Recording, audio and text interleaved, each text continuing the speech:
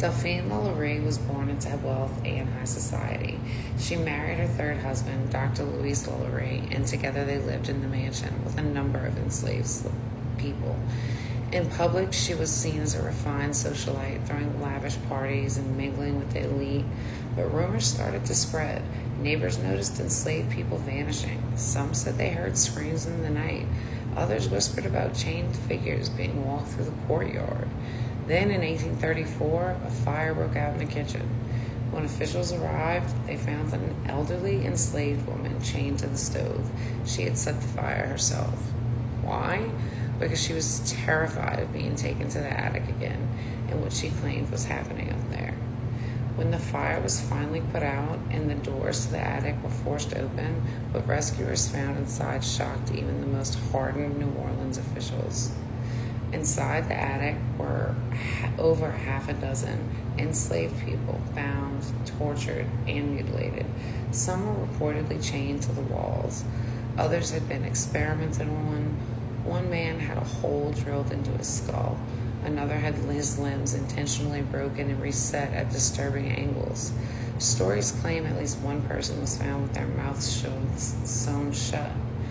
The public outrage was immediate. A mob stormed the house, destroying furniture, breaking windows, but Delphine and her husband had already fled. She reportedly escaped to Paris, where she later died, never facing justice for her crimes. The mansion, however, remained, and it changed hands many times, but almost every owner has reported strange activity. Some claimed to hear screams and crying from the empty attic. Others said that they saw apparitions of enslaved people wandering the halls or staring from the windows. Cold spots, flickering lights, objects moving on their own. Even visitors today say the building feels just heavy. At one point, Nicolas Cage even bought the house, but he reportedly never spent a night there and sold it not long after. The energy was that intense. To this day, no one lives inside the LaLaurie mansion.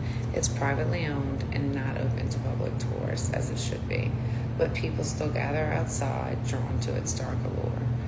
But this isn't just a ghost story. This is a real history story. It's a reminder that the most haunted places aren't always spooky because of spirits, but because of the pain that was inflicted there. Places remember. In this one, the LaLaurie mansion, it refuses to let us forget.